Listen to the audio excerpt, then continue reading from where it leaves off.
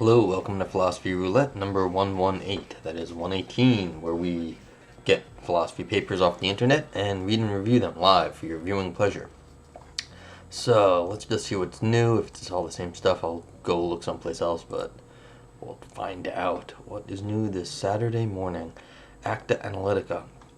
Let's just see how long this one is, just because, why not? 1 to 7, really? Cool, let's see if it's available. Usually, if it just came out, a lot of times it is not. Yeah, that's sad. I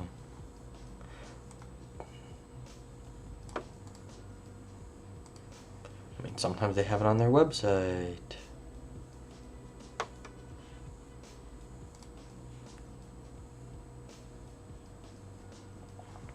No, not even close.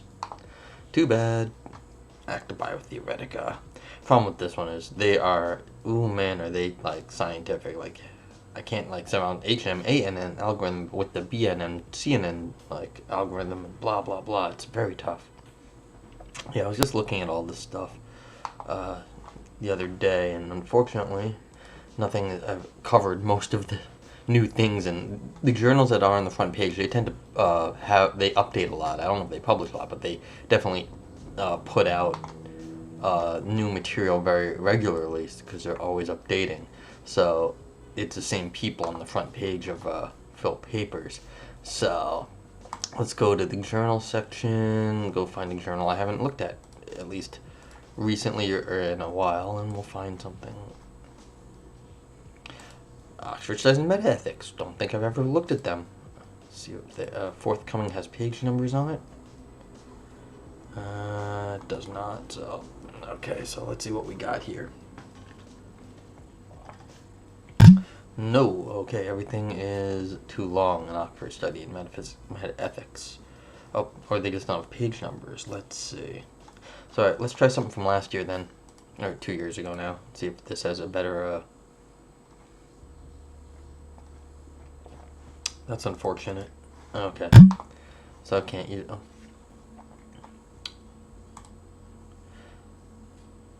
Yeah, I only read stuff that is. It'll take less than an hour to read. I don't want to go over an hour, so that puts me on a limit about 15, 16 pages usually. No general philosophical logic. Can't read too many formulas. That's no good. Oxford Studies in Metaphysics. Let's see. Why did this shut down, or did they just not publish anymore? Oh, maybe they just didn't update correctly on the website. Interesting. Have to go talk to Chalmers and be like, Chalmers, Oxford Studies in Metaphysics hasn't had anything updated in 3 years. Let's see if there's anything here. Against vague existence. Okay. Maybe they just don't put out very much stuff. Well.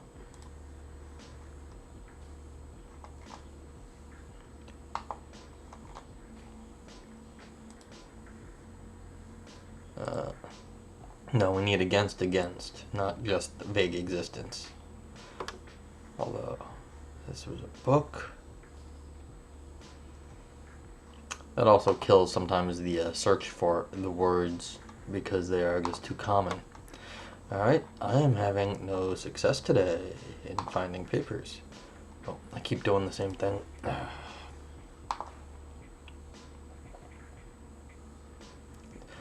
Oh yeah, I was going to read this Allison Thornton paper because it just sounded cool. And I have not looked at it, so let's see. Oh, is it available? I don't remember. It is. Okay, that makes it easy. Paper I had loaded up earlier because why not? And I was like, I was going to come back and look at it. So let's take a look at this one. Yeah, because it lost a coin flip. Or, it wasn't quite a coin flip, I just liked the other topic. But I knew something of the other topic. So, I like being able to say something I think is sensible. And if I don't know the topic, I can't say anything that at least I don't know that it's sensible. Or at least I don't think that it's sensible. But if you want to get a link back to this page, then you can just click on Scholars I did, and you'll get a link to the paper. When you show up live, you can type !paper in the chat, and this will pop up, or the link to this page will be in the show notes underneath the video if you're watching later on like YouTube or even on Twitch for that matter.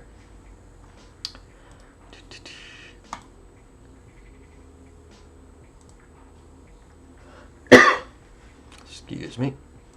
So cool that like past Noah solved future Noah's problems. Current Noah likes that past Noah did that.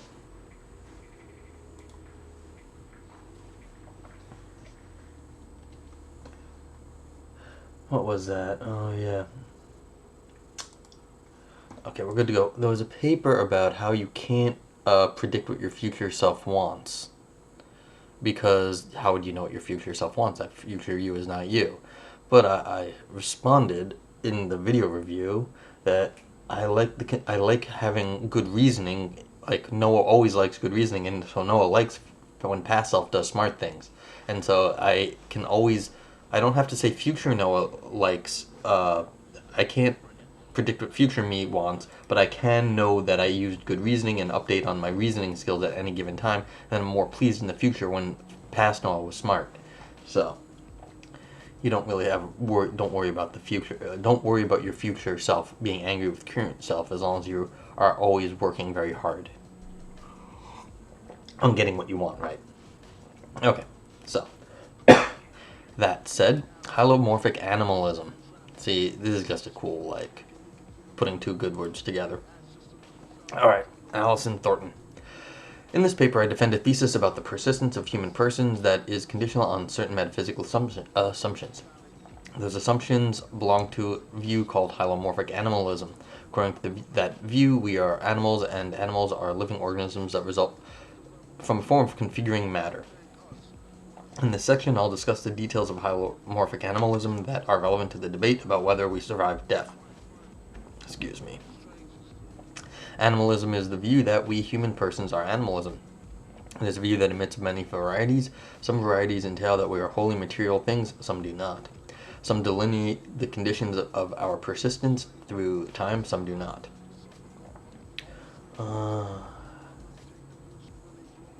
Some varieties entail. Varieties of what? Animalism, I guess. Okay.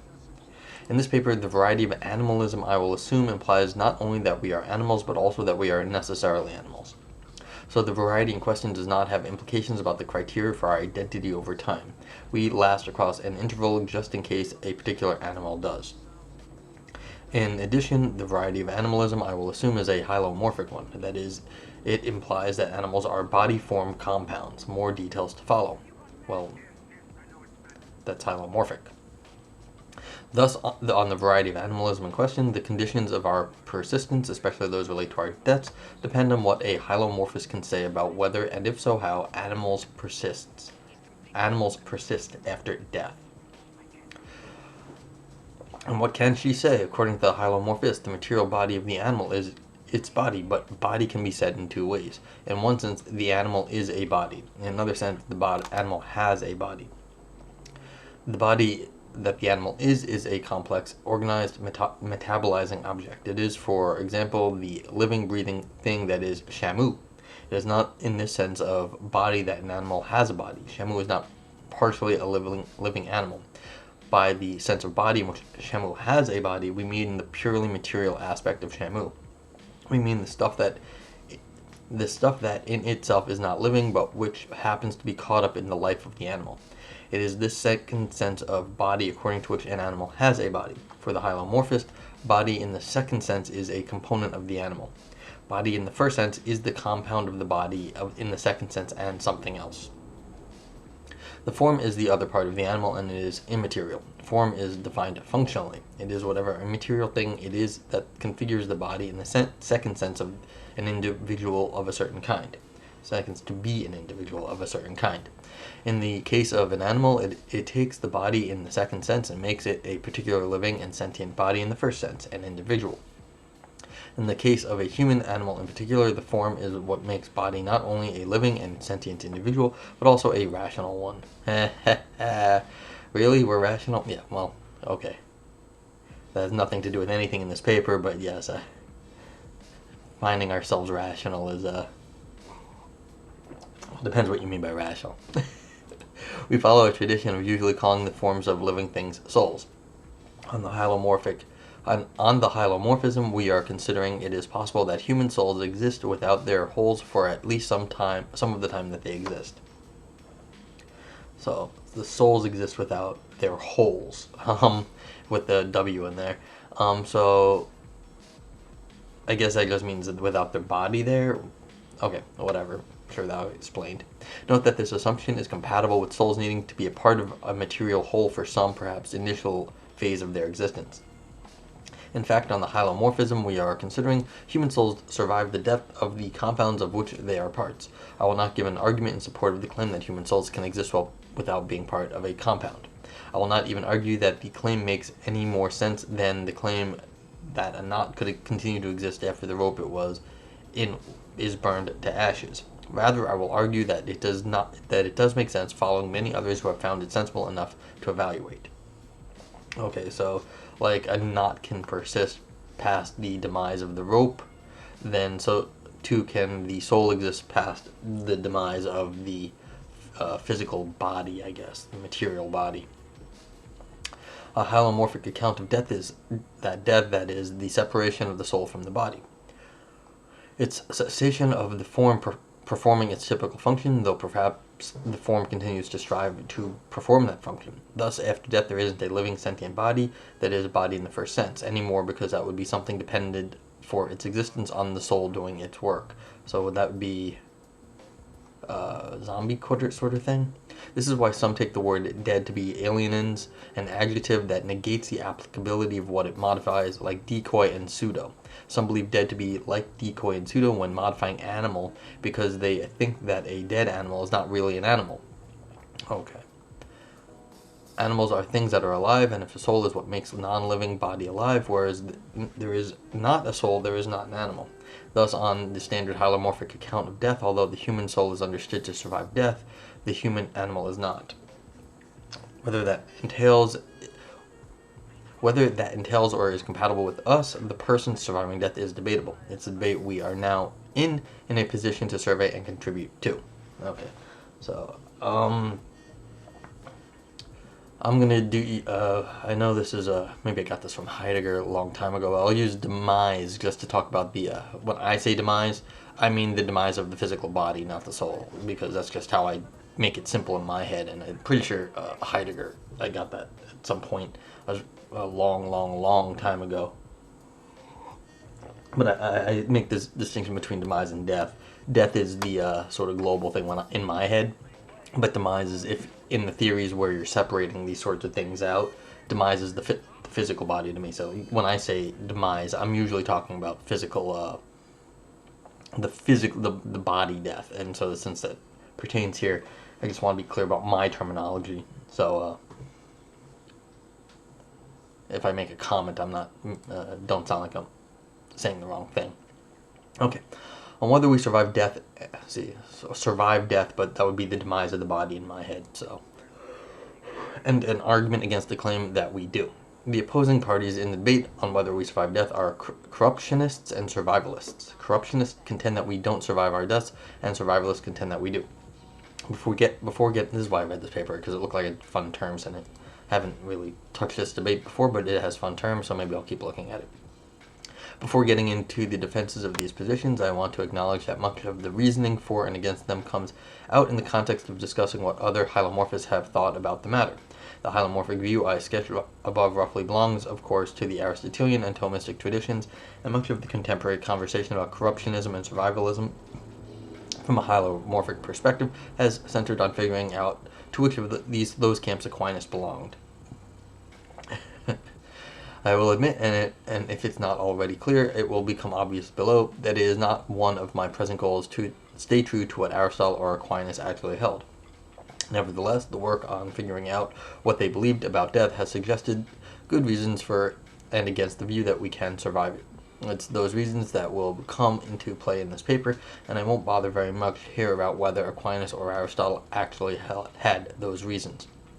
The central question in the corruption and survivalist debate is whether we, human persons, survive death. The central demise is not whether souls survive death. As I mentioned above, there is significant argument about the compatibility of hylomorphisms and the soul's survival. But since on a hylomorphic view of human persons, we are not souls, but instead are animals that are soul-body compounds, the view that souls survive death doesn't entail that we do. Nor is the central question in the corruptionism-survivalism debate whether animals survive death. Rather, the central question is whether we survive death. Since, given the variety of animalism in question, we are necessarily animals, one of the arguments for the view that we cannot survive death involves a claim about whether animals can survive death. Here is that argument for corruptionism. Argument for corruptionism. 1. If I can survive death, then possibly I am immaterial. 2. If possibly I am material, then possibly an animal is immaterial. 3. Necessarily all animals are material. 4. So it's not possible that I am material. 5. So I cannot survive death. The argument is valid, so let's look at the defenses of the premises. 1 follows from the fact that after my death there seems to be nothing material for me to be. After my death there will be a corpse, but on many accounts a corpse is not a single thing, but rather just a lot of tiny symbols arranged in a certain way. Even if my corpse were a single substance, it wouldn't be alive, since it would have no soul configuring it into a living thing. And on many accounts, if you can survive death, it won't be as a non-living thing, so it won't be a corpse. It seems then that were you to draw up a list of all my parts after death, there would be no material item on the list, and so I would be wholly immaterial. So if I can survive my death, then possibly I am immaterial. 2 follows from animalism. At least it follows from the variety we are assuming. If it necessarily that I exist, that I am an animal, so if wherever and whenever I exist, I'm an animal, it's possible that I'm immaterial, so then it's possible that I'm both an animal, I have to be, and that I'm immaterial. So if it's possible that I'm immaterial, it's possible that an animal is immaterial. Premise 3 seems obvious. Animals either breathe and reproduce and sense, and all those activities require having a body. What was 3? Yeah. If something doesn't have a body, it isn't capable of doing those characteristically animalian activities. And such a thing, it seems, can't be an animal when it can't do those things. So necessarily animals are material. I think there's something wrong with this defense of 3, and so I think the above argument against survivalism has a weakness. In the next section, I'll call 3 into question. Okie doke. If any viewers out there have questions, please let me know.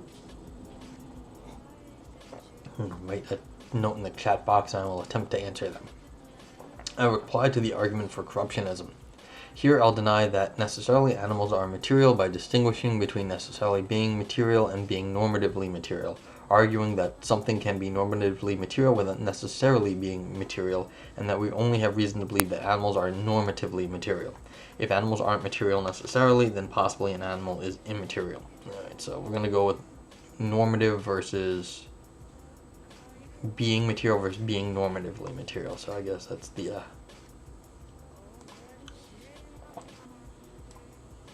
normatively. I gotta fix that. Just being underlined doesn't make it look very good here. Alright.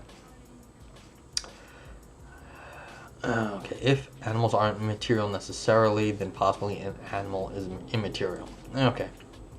Normativity and necessity come apart because they are about different things. If something is normatively a certain way, it is that way when it is working properly. If something is necessarily a certain way, it is that way whenever it exists. Being some way normatively then is not contrasted with necessarily being some way, because while something cannot exist without exemplifying all the ways it is necessarily, something can exist without working properly, and so it can exist without exemplifying all the ways it normatively is.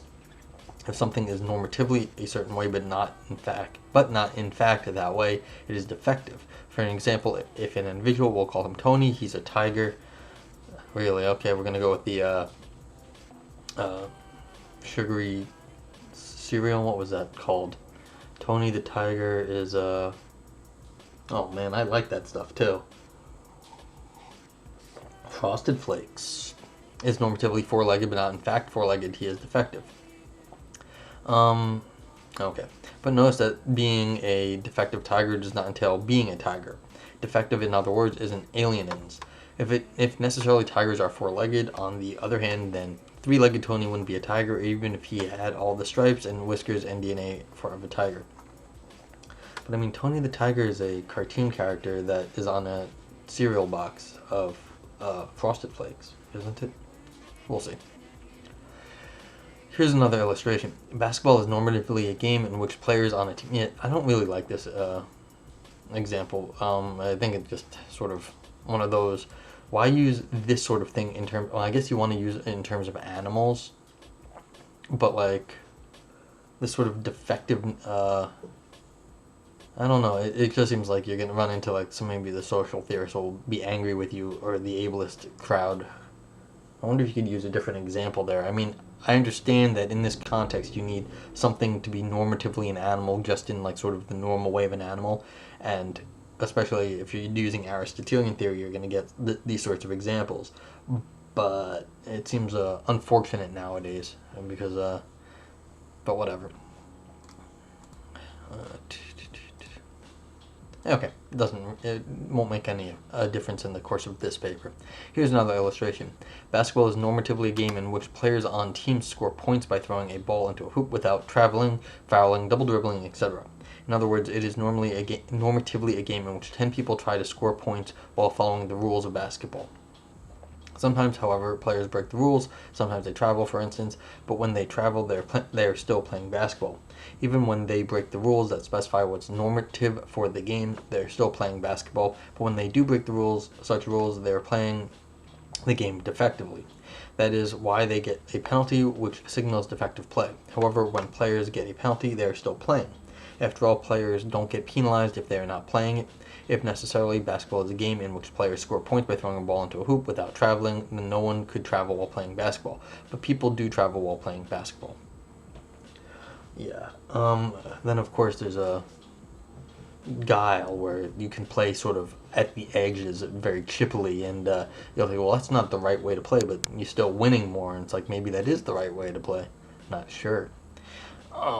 Yeah, so you can, like, screw with people in sports. So again, I'm a little bit worried here about these examples of normativity, but I don't think it's gonna matter, because in, like, sport you can play at the edge. Like, that's part of the game, is breaking those rules sometimes, so it's gonna happen anyway, and you don't have to say you're not playing normatively. That's part of the game. And then up here, like, also there is no normative way for a tiger to be, really. I mean, they're evolving things. No tiger is the ideal form of a tiger, the Platonistic form. So, again, maybe a three-legged tiger isn't the average tiger. It isn't, but I don't know where we're getting this defective, speak in. So, yeah, these examples of normativity can be worked around in some sense. Again, I don't think it's going to make a big difference. These are, I think, just introductory examples, but it is of some concern to me now, because I don't like either of the examples. There are, of course, important differences between basketball games and animals. One, which is the relevant norms for basketball games are socially constructed and possibly changeable, whereas the relevant norms for animals are probably not. Well, and this is what I'm worried about here. Is this really what's going on? And so there are significant limits on the conclusions we can draw about one based on the other. The main work for the basketball example is to illustrate how something can fail to meet the normative requirements of being a certain kind of thing and yet be that kind of thing.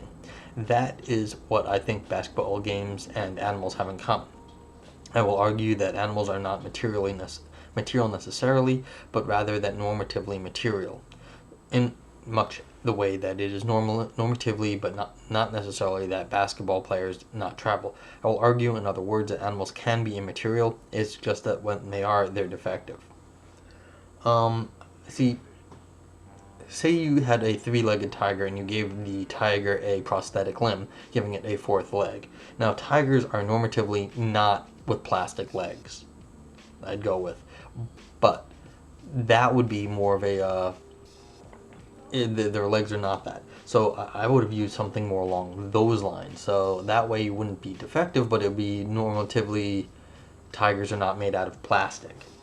And so a plastic prosthetic limb would then be, the material is normatively not plastic, and then all of a sudden this one has a plastic limb, and so in some sense it's breaking the norm of the material base of the tiger, and then giving it a plastic limb means it is the material basis. We broke that norm, but that's not a big deal. But see, then you don't have to say it's defective. So, and then I think that would still work here because for the example, because it's not that they're defective, that they're breaking the normal. The material and stuff is different. So it's like just as if you can have a plastic one is different. Well, maybe it wouldn't work because you still need to have a limb there. And this person's saying, well, no, actually you don't. You can still have a body after death. It's just not it's just a corpse. So I think that would have been a better example, at least to my reading here. I don't like these examples, but again, I don't think it makes any big difference in the course of this paper. I just think I didn't like these examples myself. Okay. It's just that when they're defective. So if you have no body, you're going to be a defective animal. It's difficult to find principled reasons to deny this possibility. After all, animals can survive the loss of many of their body parts. What reason does a hylomorphist have for saying that they can't lose all of them? A materialist of the variety of that excludes the possibility of a disembodied soul, has a principled reason for maintaining that an animal has to be composed of some matter in order to exist, but the reason is just that nothing exists unless it's made of matter. A hylomorphist, on the other hand, who, on the variety of hylomorphism we are assuming, already grants the possibility of a disembodied soul, does not have that reason. I don't know. I mean, hylomorphism is like hylo and morphe. You've got form and matter. So form, morph, and matter. So if you don't have one of those things, are you a hylomorphist anymore? Well, the corpse is there, so maybe a dead body still has a soul, just they've separated, so yeah. Okay, so, but again, then you're not a hylomorphist? I don't know. Okay, granted, it might strike some as incomprehensible that some could lose all of their material parts without ceasing to exist. It is hard to imagine, for example, how one could maintain that a house could survive as an immaterial thing after it had been burned to the ground and its ashes scattered. But this objection seems tacitly to presuppose either materialism or a variety of hylomorphism that is at odds with the view I am arguing for. In either case, it is assumed that the annihilation of the matter of a thing is tantamount to the annihilation of that thing. But that is a principle in need of defense. My argument is that it is, though perhaps surprising, not all paradoxical for the variety of hylomorphism in question to have the consequence that a thing could survive without the loss of all its material parts. After all, on the variety of hylomorphism in question, not all of the thing's parts are material parts. There is a soul besides. And so the destruction of an animal's material parts might be like the destruction of the shutters and doors of a house, in the event that, on many ordinary views, a house can survive. That the disembodied soul is relevantly like a house without its shutters is a substantive and surprising claim. That's why I attempt a defense of it below. But the claim is not incomprehensible. Well, it strains my understanding of hylomorphism is what it does, because if you're just saying hylo or you're just saying morphe, then it looks like you're turning into a Platonist.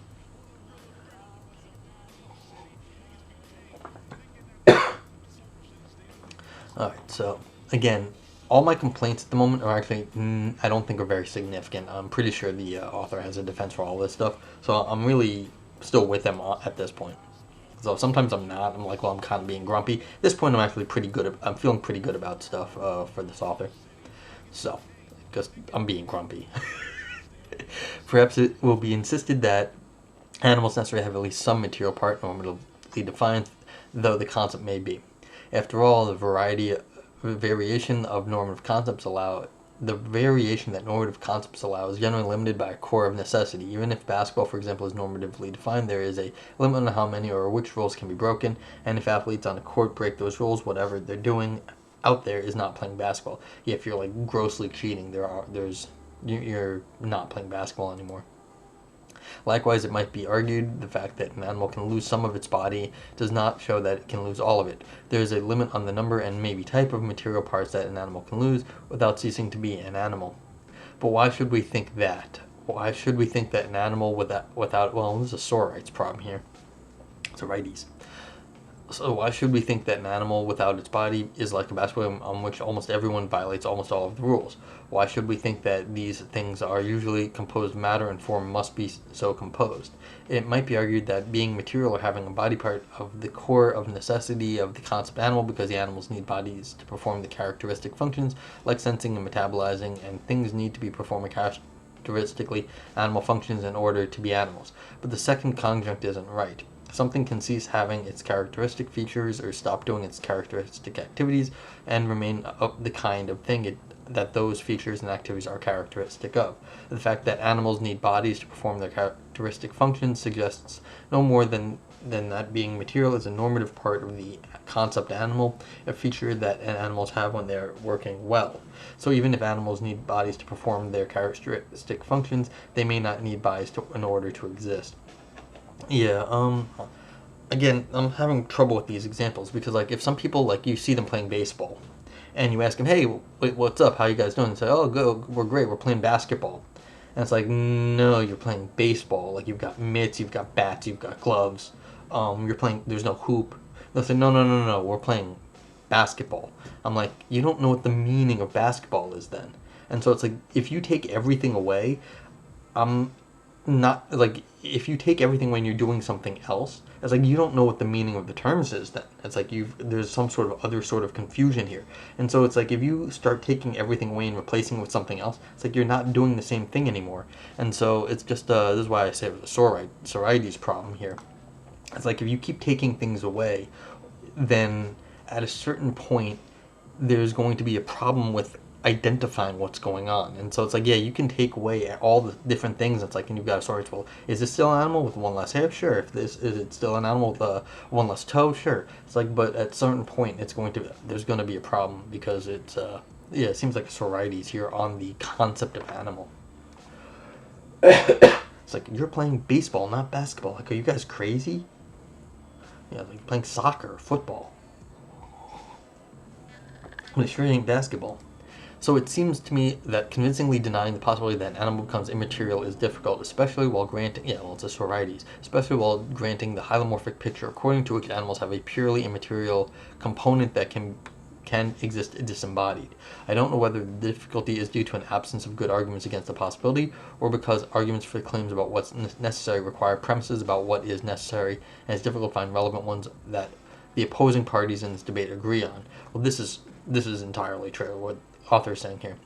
Well, just because I have a deficient imagination when it comes to arguing for claims about what's necessary that I think are false, I nevertheless think that the burden of proof is on the defender of the weirder claim, and so I'll offer a short but positive defense of it. Some have argued that animals can be pared down to its brain. I grant them that's weirder. Well, it's like brain and bad, I guess. Their contention is that just as you can cut off an animal's finger or arm without destroying the animal, you can cut off an animal's entire brain complement, part of an animal that is the rest of the body besides its brain, without destroying the animal. The case of an animal who has lost his brain complement is, as Van Inwagen argues, logically not much different from the case of a man who has lost an arm. The latter was recently a 150-pound man and has lost about 6 pounds of bone, blood, and tissue. The former was a recently 150-pound man and has lost 147 pounds of bone and blood and tissue. It's a weird argument. On the minimal hylomorphic assumptions that we are granting here, namely that an animal has a soul, that the soul is what makes the animal alive, and that the soul can exist disembodied, something similar can be said about the case of an animal who has lost all but soul. It is logically not much different from the case of a man who has lost all but his brain. Sure. Alright, so let's keep going. Arguments that confirm that animals can be reduced to their brains, or arguments that are parallel to those arguments, equally well support the claim that animals can be reduced to their souls.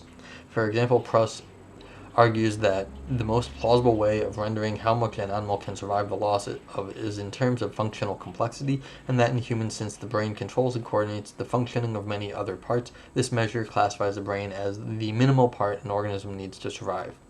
No measures that classify any other part of the animal as necessary are plausible.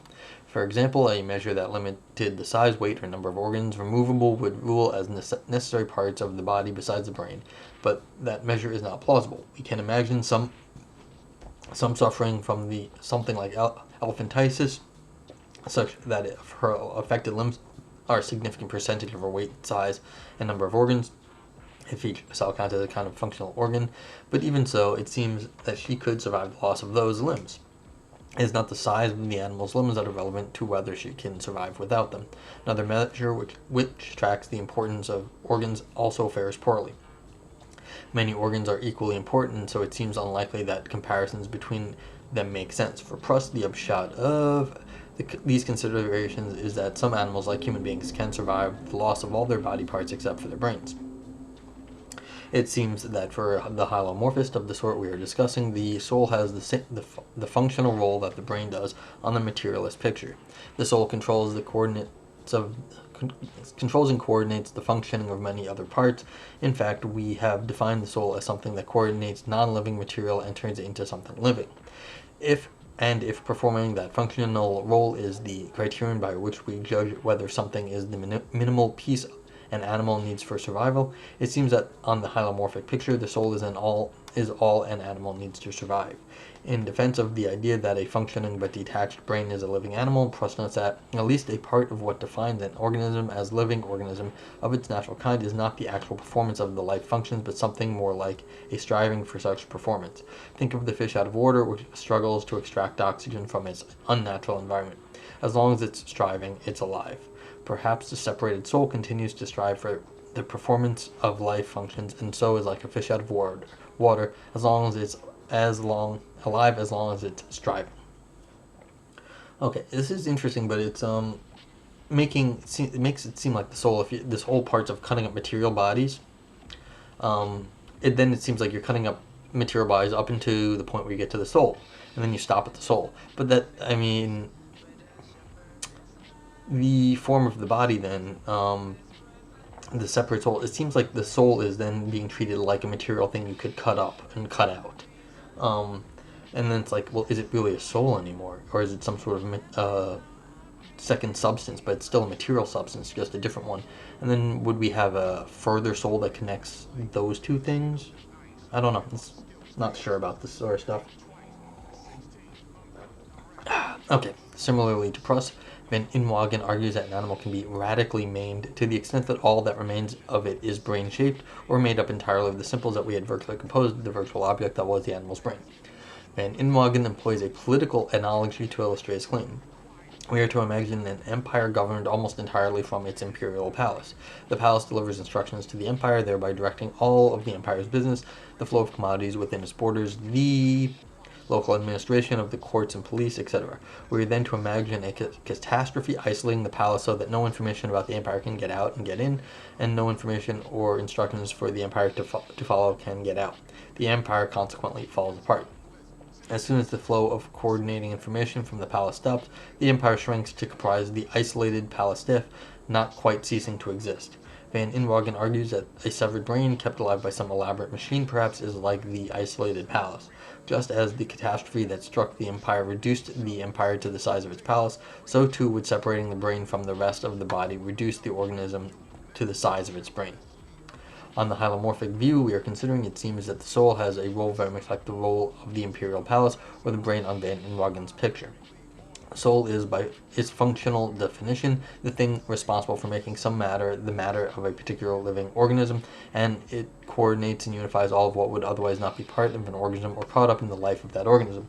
Provided then that the soul can exist in the absence of the soul complement, which is what we call the virtual part of the human being, that is, the rest of him besides his soul, it seems that the animal can be reduced to its soul no less than an empire of the centralized sort described above can be reduced to its imperial palace, or an animal to its brain. Okay, so this is flipping the sororities I was mentioning above around, saying, well, look, if you can cut off everything, then you can also, then it's fine, in the sense that you can cut off everything and you leave the soul, and then you're fine. Oh no, it's not flipping around. It's just saying this is a good thing. Again, like if you're playing baseball and you say you're playing basketball, at what point it's like, well, no, we've got the soul of basketball. We're playing baseball with the soul of basketball at this point, because we've like everything else has been lost. It's doing something else now. And you say, well, the basketball has been reduced to the soul of basketball. basketball when you're playing baseball. And so are you? It's like it's like when so like when Michael Jordan went and played baseball, he was still, let's assume he was still a basketball player at heart, and so that, in some sense, the question is like, why do we think that matters at that point? Like, it's like, well, he's playing baseball now. Yeah, but you're like, well, he's really a basketball player. So, well, it seems like maybe a little ad hoc at that point. In the case of Michael Jordan, what he, like, fundamentally is a basketball player. He was the greatest, is the greatest basketball player of all time. Does that survive when he's not, like, he was the greatest. He was the greatest when he was playing, and now it's like he's playing baseball now. I don't know. Okay. It's like, why are I'm having trouble with the ontology of the soul in this, because we're treating it like it's a material piece that you can cut up to. Alright, that's alright though.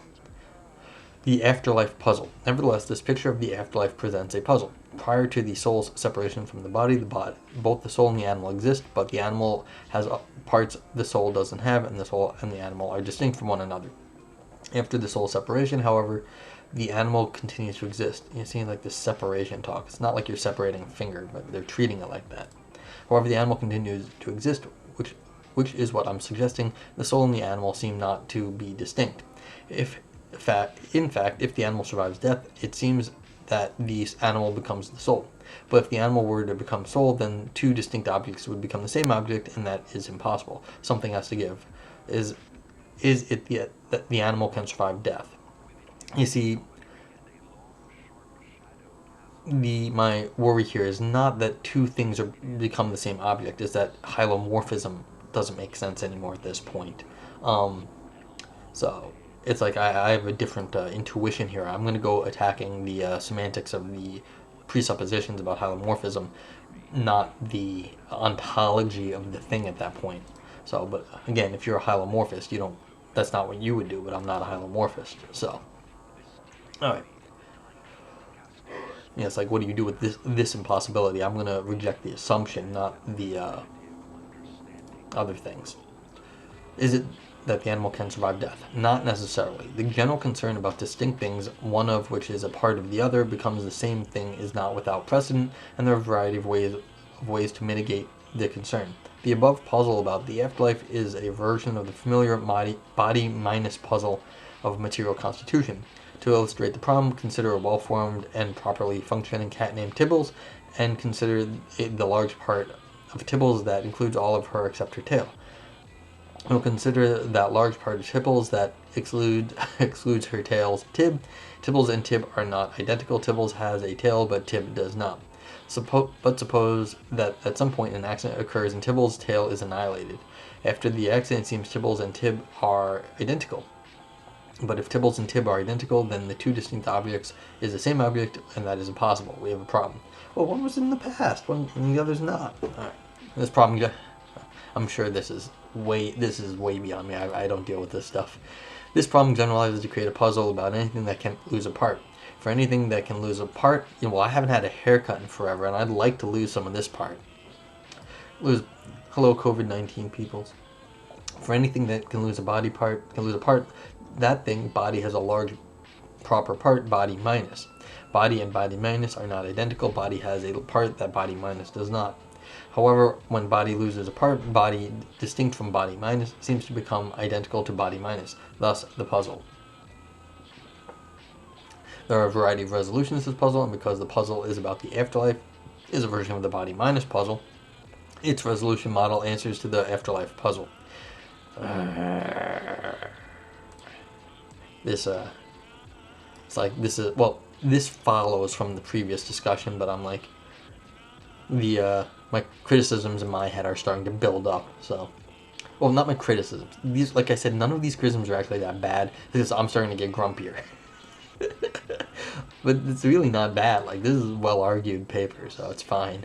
Looking more closely at the body minus puzzle and how one can reply to it, then is helpful in identifying available replies to the Afterlife Puzzle. My concern, again, like I just said a few paragraphs up, is that I reject hylomorphism at this point, and this is a paper on hylomorphism, and so that's not an available option. Given that rejecting hylomorphism is not an available option, is not a problem either, because that's a very normal position. So it's just me being like, well, I'm not hylomorphous. Why would I believe this hylomorphic theory? Yeah, so, again, me being a curmudgeon, not the author making a mistake. As Rhea formulates the body-minus puzzle, the puzzle arises from the following 5 mutually inconsistent claims. The identity assumption, the necessity assumption, the existence assumption, the essential assumption, the principle of alternative compositional possibilities. Alright, so I'll read them out. The identity assumption. If body and minus share all of the same parts at the same time, the body is identical with the body minus. If body is identical with body minus, it is necessary that the body is identical with body minus. Body and body minus exist. The parts of body composed of something such that necessarily its parts arranged body-wise. The parts of body composed something such that possibly its parts are not arranged body-wise. Denials of different claims amount to different solutions to the puzzle. For example, denying the identity assumption, as Wiggins 68 does, relieves the pressure to say that the body and body mass are ever identical. As long as the identity assumption is false, when body and body mass share all of their parts, one of them can constitute the other without being identical to it. Denying the necessity assumption, as Myro 85 does, makes room for the possibility that two things are identical only temporarily. Denying the existence assumption, as Van Inwagen and Unger do, takes either body or body minus out of the picture so that there aren't two things for there to be a problematic relation between. Denying a three-dimensionalist metaphysic is another option.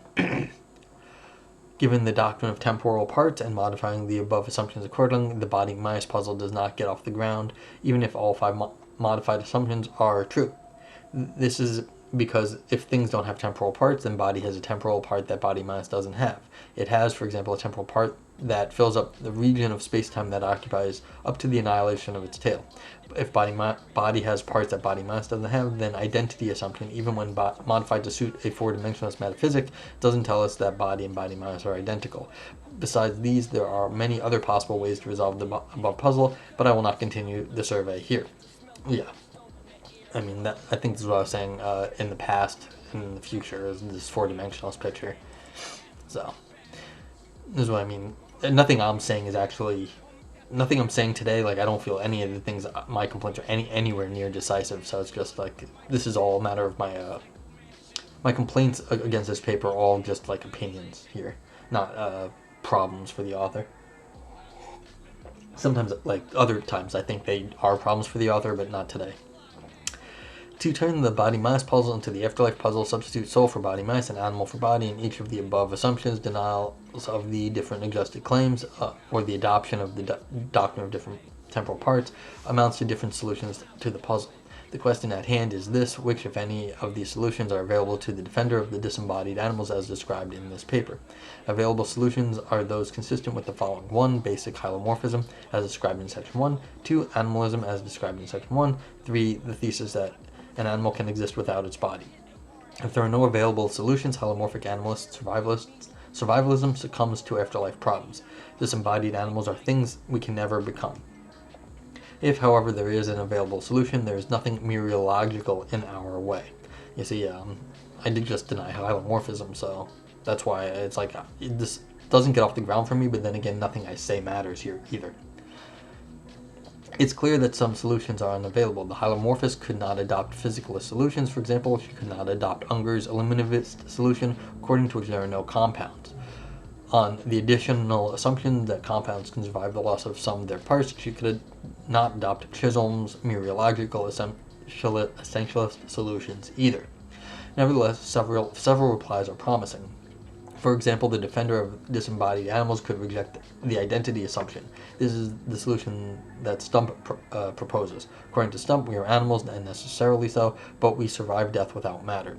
Although Stump thinks that at death Socrates has no matter, but is yet an animal, she denies that animal is identical to the immaterial soul. Rather, Stump argues that after death, the animal is wholly constituted constituted by its immaterial soul. Stump characterizes the constitution relation as the relation that holds between a whole and its parts when the whole is greater than the sum of its parts. According to Stump's constitution view, throughout the existence of an animal, the animal is at least partly constituted by her soul, but sometimes when it exists, the animal is also constituted by matter. At death, the matter ceases to constitute the animal, and the soul becomes its only constitutor. When that happens, the animal continues to exist, since, according to Stump, the soul is sufficient for the continued existence of the animal. Nevertheless, the two are not identical, rather the soul constitutes the animal. That is one promising way to resolve the afterlife puzzle, but it is not the only one, and there may be better ones to offer. Besides inheriting the general worries about constitution as distinct from identity, the view arguably introduces new worries special to the afterlife case. In addition, it falls short of making the bold claim I think the defender of disembodied animals is justified in maintaining. That is, that an animal can be identical to an immaterial thing. To support the claim that an animal can become identical to a soul, one could deny the existence assumption for the soul prior to death, rather than the identity assumption. In what follows, I'll show how the hylomorphist can do that, modeling her denial after Van Inwagen's denial of the same assumption, and we'll leave it up to the reader to develop and defend other ways of solving the puzzle, whether via different ways of denying the existence assumption or via denying different assumptions altogether. It's worth briefly noting that if the hylomorphist can coherently deny the existence assumption, then there is a survivalist view that avoids violating both the weak supplementation principle, roughly, that if something has a proper part, it has at least one other proper part, and the necessity of identity. Pache corruptionists who accuse survivalists of facing the dilemma, and survivalists who accept the first horn of it. And, for example, Odenberg and all these people. Okay, peoples. When Van Inwagen denies the existence assumption, he denies that body minus exists. Roughly, here's his case for doing so. Consider again both Tibbles and the proper part of Tibbles, that is, all of him besides his tail, Tib. If both Tibbles and Tib exist, they are not identical, since one has a tail and one does not, but can become identical, since Tibbles can survive the loss of his tail. It's impossible for different things to become the same thing, so given that Tibbles exists, either Tibbles can't lose his tail or Tib doesn't exist before the amputation. The latter disjunct is clearly preferable. Similarly, the hylomorphist could deny that the soul, the afterlife puzzle counterpart to Tib and body minus, exists. Just after the accident, Tibbles is the creature without a tail, which technically did not exist prior to the accident. After death, the animal is the creature without a body, that is, soul, which technically did not exist prior to death. On this solution to the afterlife puzzle, it's possible for an animal to be identical to a material and non-defective, in the relevant way at least, thing now, but identical to an immaterial and defective thing after her death. Okay. Denying the existence assumption might seem to be a problematic solution to the afterlife puzzle. That solution implies that the soul didn't exist before death, and hylomorphism implies the animals have a body and soul. Whether the solution is properly hylomorphic is thus questionable. See, here's finally where we're getting to what my worry was. Whether the solution is properly hylomorphic is thus questionable. But Van Inwagen's view faces a similar objection, and he has a reply. His argument implies not only that Tib never existed, but also that Tibble's tail never existed. This follows from the premise that if Tibble's tail existed, Tib existed. It would be arbitrary to accept the existence of the tail but deny the existence of Tib. The claim that Tibble's tail never existed seems about as patently false as claims can be. Van Inwagen's reply. Just as the proposition... Is this whole thing a quote? Whatever. Van Inwagen's reply. Just as the proposition expressed by the sentence, the sun does not move, does not imply the falsity of the proposition, the sun moved behind the elms. Does not imply the falsity, the sun moved behind the elms. The proposition expressed when he says there was never any such thing as Tibble's tail does not imply the falsity of propositions like Tibbles groomed his tail. To defend this reply, Van Inwagen has to show that sentences that involve reference to or quantification over limbs of animals can be paraphrased into sentences that clearly do not involve such reference or quantification, which he does. For example, he paraphrases, some chairs are heavier than some tables, thus, there are simples that are arranged chair-wise, and there are simples that are arranged table-wise, and the simples arranged chair-wise are heavier than the simples that are arranged table-wise. Similarly, he could paraphrase Tibble-Groom's tale like this. There are simples that are arranged Tibble's tale-wise, and Tibble groomed them. Yeah, the hylomorphist too could pursue such a defense, showing how sentences that involve reference to or quantification over souls, this animal is composed of a body and a soul, can be paraphrased into sentences that do not involve such reference or quantification. What's odd here is, of course, if you're going to do it in terms of simples, which, I mean, I don't like this sort of strategy to begin with, but, like, what would a simple of a soul be? If you're going, because this is a reductionist picture that Van Inwagen is pushing here, that simples, you've got things that it gets reduced to. And what is the simple of a soul? Because the simples, in some sense, have to be common between the objects here, and this is, the soul is necessarily not the material of the body, so therefore there are no simples between them. So that, this argument here sort of, Van Inwagen's strategy here does not seem to hold for me. Okay. One option for the hylomorphist closely parallels Van Inwagen's account. You could quantify over immaterial simples, immaterial simples. So here's where, so that the sentences that refer to the animal soul are paraphrased into sense that instead quantify over immaterial simples arranged soul-wise. That view would, of course, be unpopular, but would not be unhylomorphic. Yes, that's right. There are more options. For example, this animal is composed of matter and soul. Could be paraphrased as both physical stuff and immaterial stuff compose this animal, or this animal has both a physical aspect and a soulish aspect. Exactly what paraphrase is most compelling will depend on various prior assumptions about, for example, what exists and under what conditions multiple things come to form a single compound. So I will not argue for one particular paraphrase here. The point is that hylomorphist eliminativist needs some paraphrase or other, but that such requirement and the fulfillment of it is not without precedent.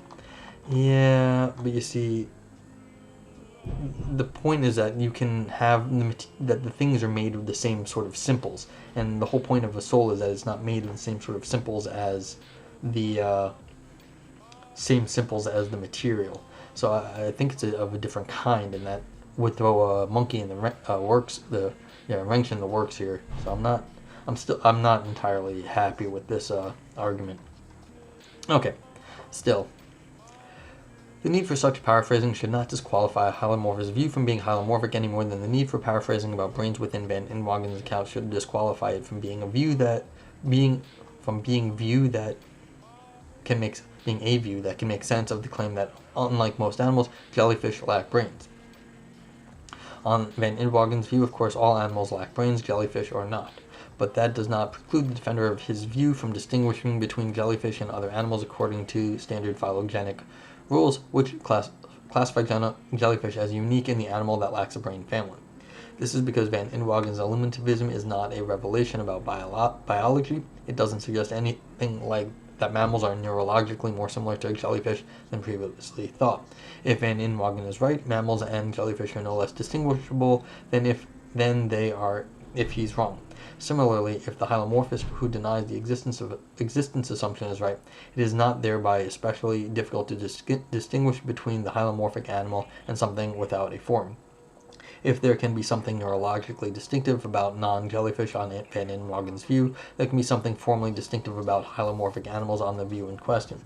The point is this: suppose that we grant, as we would if Van Inwagen is right about brains, that it is not in principle incoherent to deny the existence of brains and yet meaningfully maintain that, unlike jellyfish, most animals have brains. On that supposition, it seems likewise not in principle incoherent to deny that the soul exists prior to death, and yet meaningfully maintain that, unlike animals on a physicalist picture, or rocks given a species of hylomorphism on which only organisms have forms, hylomorphic animals are made up of bodies and souls. Some may find the above responses less than ideal. Good news, you may not need them. Perhaps you could deny an assumption other than the identity or existence assumptions, or deny them in ways that differ from Van Inwagen's and Stump's. I leave it to the reader to explore these solutions further and select the ones that fit best with her most central metaphysical assumptions. In order to avoid burying my main thesis in the details of a tangential debate, I will not pursue other possibilities here. I will, however, flag the project of exploring alternatives as a worthwhile pursuit. The exploration stands to focus widespread disagreement about death in the hylomorphic literature. My sense is that the parties to the disagreement have a sense for what some of the principles at stake are. For example, there's a significant back and forth about survivalism's violation of the necessity of identity or weak supplementation principle, but haven't systematically considered all of the alternatives to violating them. My point for now is that there is at least one pretty good solution to the afterlife puzzle that allows there to be disembodied animals in a really robust way, animals which are not only closely associated with disembodied things, but identical to them. Conclusion. Neither animalism nor hylomorphism entail that necessarily animals are immaterial or that animals are necessarily material. If anything, it seems that animals are normatively material, but something can be both normatively material and actually immaterial. It's just that when it is immaterial, it is a defective instance of whatever kind it belongs to. There should be nothing terribly alarming here. Souls, we granted, play a certain functional role and can exist independently of matter. On those assumptions, it is no weirder to say that animals can be severed souls, that they can be severed brains. It thus seems that the hylomorphist has an available line of reply to the objections to the effect that we cannot survive our deaths because we are animals. She only has to admit that there can be immaterial animals and that we can be them, and as I hope to have shown in this paper, those are not unreasonable admissions. Okay, very nice paper. I mean, I'm not a hylomorphist, as I said, and I get into conniptions eventually because of that. The only real problem I think I had with this paper is the one I just mentioned here, that there is a slide between the material and the immaterial soul, and then I feel like that breaks the sort of hylomorphism for being a hylomorphic theory. So that's my biggest concern in the paper. Everything else, actually, nothing else I said was, I thought, particularly, I mean, I'll leave it to others to think it was clever or not, but I don't think it was particularly detrimental to the argument proffered by the author here. Other than that, this was just a nicely written paper on a sort of big topic, like the sort of the existence after death. And given this sort of well-established view, it's actually pretty nice to put forward a new position on such a long-standing and well-discussed topic. Like hylomorphism, of course, is Aristotelian, and they said, like, the author said, like, historically, what was it, that it goes back to arguing over Aquinas, did they say, like, what Aquinas meant? So the fact that you can make a nice new paper on the topic that of such a long-standing topic is really well done in sort of a historical sense. Just in terms of philosophy, the truth is, of course, philosophy doesn't care when something was written. So yeah, it's Aquinas. But doing it well and doing a nice paper like this really does seem to be I mean, that's doing something. So it's a nice paper at that point. And my complaints are, I'm sure they know how to handle these sorts of things. So don't have a whole lot else to say. This was maybe one of the longest papers I've read in a while. It's 19 pages. And yeah, that's about it for now. And talking for this long without breaks gets me a little lightheaded, so I'm going to call it. Have everyone else have a great day and stay safe out there. And I really would like to be Noah with less hair and still be Noah.